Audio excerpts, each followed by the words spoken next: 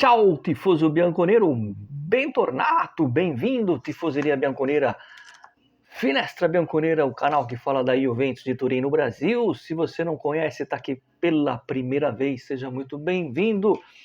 E se você for rival, seja bem-vindo também, sempre com respeito e muito boa sorte. Agora é o seguinte, você que é inscrito, viu que nós fizemos um sorteio na segunda-feira, numa breve live. E se você não venceu, não fica triste, não desanima, porque na próxima temporada nós vamos fazer mais sorteios, tá, de brindes da Juventus entre produtos oficiais e produtos do próprio Finestra, como foi a camiseta que eu sorteei na última segunda-feira. De qualquer forma, mantenham o nosso sino ativado para os próximos meses, para os próximos anos, décadas e séculos, porque assim esse sino aqui, ó, vai tocar igual o lendário sino da Notre Dame, igreja que está lá em Paris, que me lembra Deschamps, Platini, Zidane e Trezeguet, os melhores franceses da história. Napoleão. Quem foi Napoleão? Interrogação. Não chega aos pés do Platini. Diante desse meu bom humor, né, que não tem nada a ver com o mercado da Juventus, que a gente vai falar rapidamente, um abraço para o Siqueira. Finalmente o Rio de Janeiro, alô Rio de Janeiro, o Finestra vai para o Rio de Janeiro, a camiseta foi para o Rio de Janeiro. Vocês viram só, o Siqueira falou para mim que nunca ganhou um sorteio na vida. Nunca ganhou nada, participou de vários, nunca ganhou. Mas aqui ele ganhou, porque é o que eu falo aqui no Finestra, o torcedor ganha. Quem não ganha é a Juventus, mas você vai ganhar mais cedo ou mais tarde. Hoje é dia 3 de junho, uma data triste, não pela final que a gente perdeu pelo Real Madrid, muito mais do que isso, mas em 2017, lá na Piazza San Carlo, os torcedores que estavam vendo a final da Champions, duas mulheres vieram a falecer porque houve um princípio de tumulto, né, que começou ali com uma espécie de morteiro que soltaram na praça, houve um corre-corre e duas mulheres vieram a falecer, né? Enfim, não sei o que dizer sobre essa maldita Copa, mas enfim, é uma lembrança que a gente tem que fazer aqui dessa data. Bom, eu coloquei na capa do Dusan Vlahovic, tá? Vou aqui colocar o porquê de fato ele não renovou, a questão das cifras, vou dar uma opinião, vou passar para vocês o que se comentou entre os torcedores na Itália e depois, claro, vocês podem também e devem deixar a opinião de vocês sobre o Dusan Vlahovic. Bom, eu sempre fui um crítico do Vlahovic nas últimas temporadas, ele ficou 5.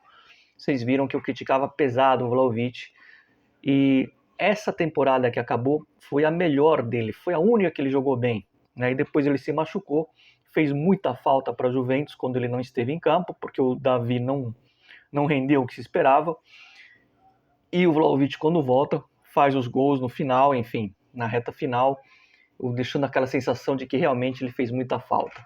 Dito tudo isso, senhores, a gente terminou a temporada falando que tem que fazer uma varredura geral na Juventus e tomar muito cuidado na hora de escolher ídolos, né? Que nesse momento não temos ídolos, e muito menos líderes, né?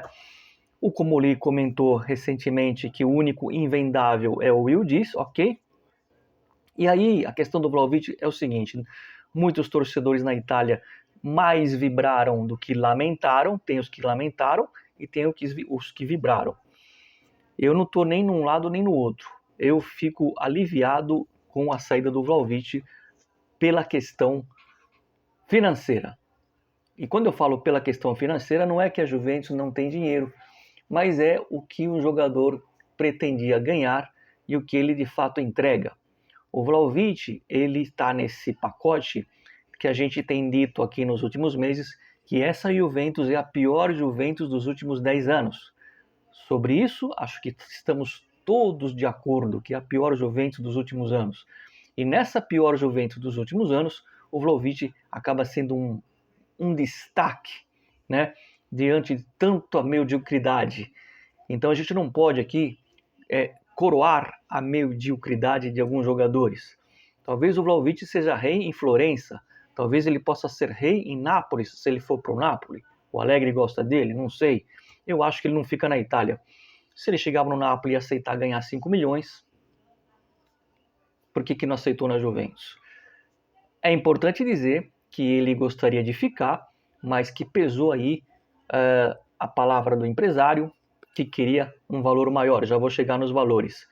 Não, isso não me convence. O jogador sempre tem uma posição importante, uma definição importante, e sim, o Vlahovic podia bater o pé nesse caso. A Juventus fechou um teto ano passado ao renovar, na verdade, ao prolongar o contrato de Yildiz de 7 milhões, para mim justíssimo. O Yildiz merecia uma valorização, e mais que 7 milhões também não, porque o Yildiz tem que ir com calma, né? Mas é uma joia da base que tem que ser valorizada, isso aí estamos todos de acordo também. E aí a Juventus ofereceu para o Vlahovic, né, 5 milhões. E depois o Vlahovic quis 8 milhões. Teve um encontro final, a Juventus chegou aos 6 milhões. Ou seja, sabe aquele jogo do ganha-ganha? Você cede um pouco, eu vou ceder um pouco, a gente chega num denominador comum e fica todo mundo feliz. Quando um não quer, dois não brinca. Agora, quando os dois querem, os dois podem ceder um pouquinho. A Juventus cedeu a parte dela. Ela ofereceu 5 e aumentou para 6 milhões. O Vlahovic não baixou. O procurador não baixou. De 8 milhões, continuou sendo irredutível 8 milhões mais um de bônus. E aí ia ser 6 mais um de bônus. Muito bem. É importante dizer que, além desses 8 milhões, tinha mais 8 milhões para o empresário. Mais 8 milhões para o agente. Ou seja, eu fiz um vídeo recentemente onde eu comentei com vocês que na última temporada foram gastos 33 milhões com empresários. O Carnesecchi, goleiro da Atalanta, custa 40 milhões. E a gente gastou 33 com empresários. Então,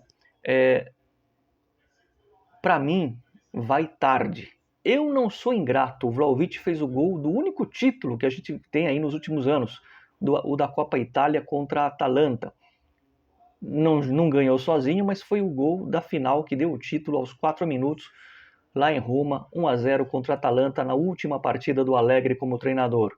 Eu não sou ingrato, mas daí a querer que o cara, a gente ter que se curvar ao Vlahovic para pagar os 8 milhões que ele quer, e aí a pretensão de ganhar mais do que o Yildiz, que é uma joia da base,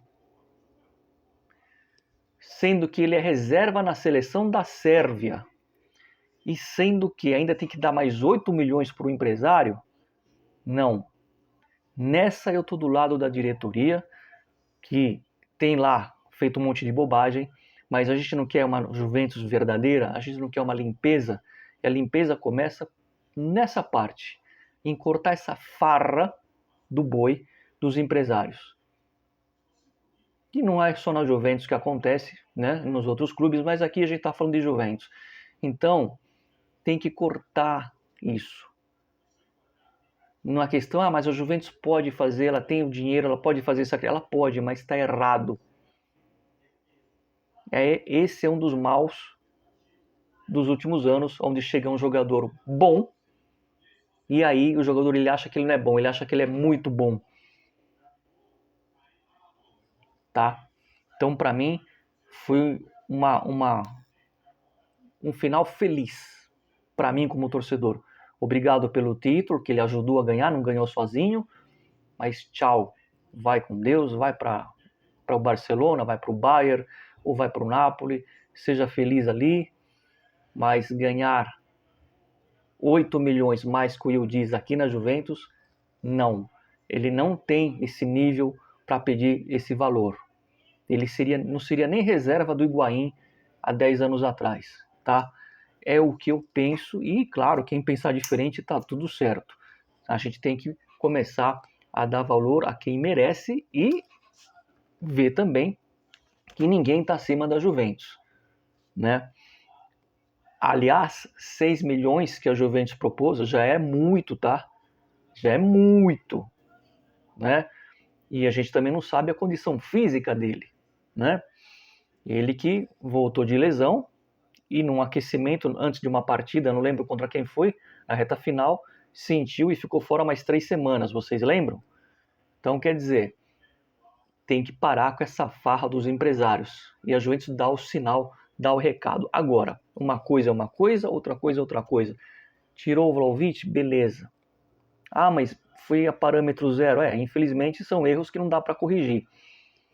Seria um erro, seria do mesmo jeito que é um prejuízo financeiro perder a parâmetro zero, seria também pagar 8 milhões.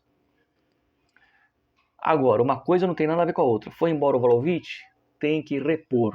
Agora não são mais 2, e sim 3 atacantes que a Juventus vai ter que contratar, porque o Milik não vai ficar.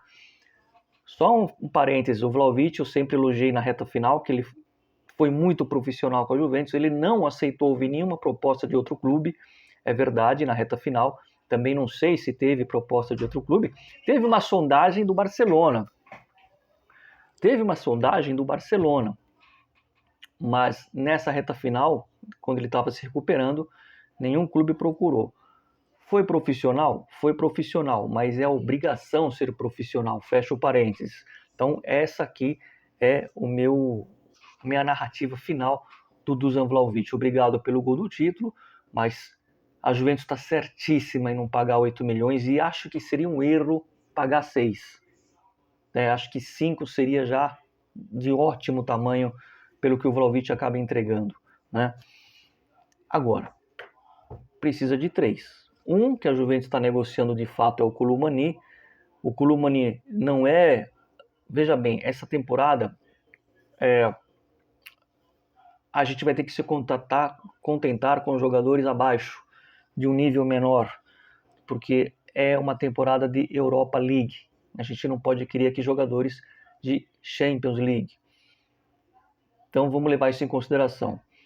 Para jogar a Europa League, o Koulibaly está ok. O Koulibaly é uma informação, o Paris Saint-Germain, vejam vocês, o Paris Saint-Germain, vou repetir, tá? Não tô bêbado. O Paris Saint-Germain está propondo uma troca Koulibaly, Jonathan David. Se vocês ouviram direito, Koulibaly por Jonathan David, até rimou, né? Claro que não é uma troca tão simples, vai ter uma compensação de diferença financeira, mas é uma troca. Só que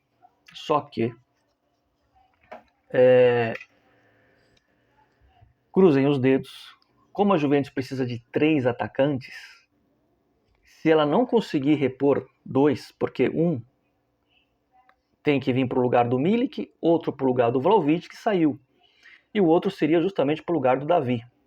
Se ela conseguir repor só 2, ela vai ser obrigada a ficar com o Davi como terceira opção. Seria o reserva do reserva. Então, vejam vocês.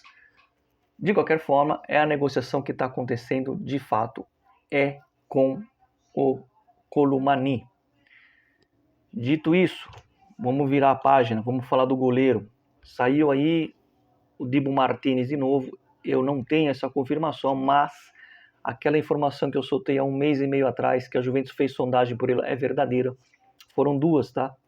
Sondagens por ele e uma sondagem pelo De Gea. E aí vem uma informação, o De Gea está se desligando da Fiorentina, não vai ficar na Fiorentina. Se eu tivesse que, não é o goleiro que eu quero, é um palpite como feeling, eu acho que vai vir o De Gea, tá? Pelo menos um dos 2 goleiros, porque a Juventus vai ter que adquirir 2 goleiros, não 2. E um desses deve ser o De Gea. Aí é um chute que eu estou dando, tá? Porque a informação eu não tenho.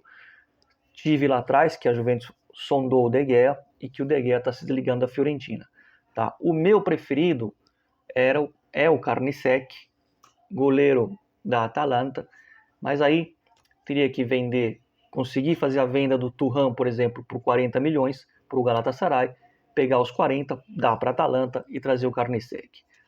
Enfim, o mercado vai ser longo, tá? Até início de setembro tem chão, mas é umas movimentações que começam a acontecer. Não duvido, tá, do Dibu Martínez aparecer na Juventus. Não tenho informação, mas não descarto, porque alguém vai vir, tá? Então é isso. Cabe ao Comolli agora, junto com o Ottolini, colocar os 3 atacantes e os 2 goleiros. Houve aí um zoom que a Juventus vai tentar atravessar a Inter na questão do Palestra. Eu não tenho essa informação, não sei se isso é verdade, tá? Acho que ele nem vai sair do time onde ele está, para falar a verdade, por esses valores, acho que não. Então, é o que eu falei recentemente, muito cuidado com as informações que estão saindo, está saindo um monte de nome. Além do Kulumani, o jogador do Crystal Palace, o Mateta, que quase veio na última janela, acabou não vindo, aí veio o Bogá. O Mateta, sim, pode aparecer na Juventus como o substituto do Milik, que eu acabei de citar aqui, que também não fica. São jogadores de nível faixa Europa League. Kulumani, Mateta, Bogá, essa é a realidade. E pode acabar ficando Conceição. Então, é um time para a Europa League, que dá para brigar pelo Scudetto, porque a gente não tivesse vacilado contra times pequenos, a gente podia brigar pelo Scudetto, com esse time aí, com esse remendo. É só vocês lembrarem partidas pífias contra o Como, as duas, contra o Verona, contra o Cagliari, contra o Lecce em casa, contra o Sassuolo em casa. Perdemos aí 10 pontos. E aí vai uma cutucada minha no senhor Spalletti. O Chiellini, que é mais ligado nesse momento à parte do marketing e da parte financeira, mas ele palpita no futebol, mas não tem poder no futebol, o Chiellini está do lado do Comolli. Mesmo ele, Chiellini, trazendo o Spalletti. Por que ele está do lado do Comolli? E aí eu estou junto com o Chiellini e junto com o Comolli. O Spalletti deu uma declaração, eu na época, não sei se eu comentei, mas eu ouvi isso, depois que perdeu da Fiorentina, dizendo que, calma, a gente está garantido na Europa League. Isso é um pensamento muito pequeno.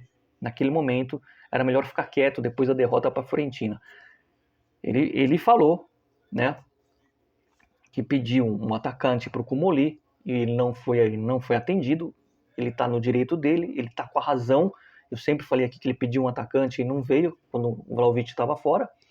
Mas é verdade também o seguinte, com os jogadores que ele tinha em mãos, com o elenco que ele tinha em mãos, ele tinha a obrigação de fazer esses jogadores correrem, ganhar ou não é consequência, mas correrem contra Verona rebaixado em casa e contra a Fiorentina, que tinha acabado de se livrar do rebaixamento, também em casa. Esses 2 jogos, eu estou fazendo um recorte, esses 2 jogos que a gente disputou 6 pontos e ganhou 1, a Juventus não correu em campo. E isso é obrigação do senhor Spalletti. Então, antes dele pedir, furar a hierarquia, de não ir no Comolli e ir direto no Elkan, cobrar um atacante, ele tinha que, como técnico, com o que ele tem na mão, fazer esses caras correrem. O material humano que a Juventus tinha nas mãos naquelas 2 partidas e jogando em casa, dava para vencer. E a Juventus teria talvez terminado em terceiro, tá? Então, senhor Spalletti, você não está acima do bem e do mal, você, querendo ou não, está abaixo da diretoria, e hoje a diretoria é o Comolli. Nessa queda de braço, eu, Mário, estou do lado do Comolli. Quer dizer que eu acho o Comolli bom? Não. Estou dando um recorte. Nesse caso, eu estou do lado dele e do lado do Chiellini. Spalletti tem que baixar a bola, tá? Porque o treinador tem que treinar. Tem direito de fazer o mercado? Tem. É o que eu falei no último vídeo, mas com responsabilidade, porque depois se ele não aguenta o tranco e sai. Mas os jogadores que ele tem nas mãos, ele podia fazer, tinha obrigação de esse time correr contra um Verona rebaixado e contra a Fiorentina, que tinha acabado de se livrar do rebaixamento, jogando em casa, tá? É isso, meus amigos. Eu termino o vídeo, né, dizendo o seguinte, eu já falei, né, o Chiellini tá do lado do Comolli, e tá certo, nesse caso, o Chiellini. E eu termino o vídeo dizendo rapidinho, 60 segundos, eu assisti o jogo da Itália, tá? Itália 1, Luxemburgo, que não é o professor, tá certo? Eu não posso fazer, senão o YouTube vai derrubar. Eu tenho o Zidane, não posso falar, não posso. Mas a Itália ganhou de 1-0 de Luxemburgo jogando lá. O time sub-21, com o Donnarumma no gol, com o Pio Expósito, jogador que participou da partida contra a Bósnia, que perdeu o pênalti, jogador da Inter, e ganhou de 1-0 com o gol do Pio Expósito aos 4 minutos do segundo tempo. Eu assisti a partida inteira. É um recomeço do recomeço do recomeço do recomeço do recomeço. É partir do zero, do zero, do zero. Esse time da Itália que jogou hoje, óbvio que se jogasse contra a Inglaterra, contra a França, contra a Dinamarca, contra a Espanha, contra até o Brasil, perderia. De 3 para cima. Mas não é terra arrasada, não tem que ter um pontapé inicial? Espero que isso seja um pontapé inicial.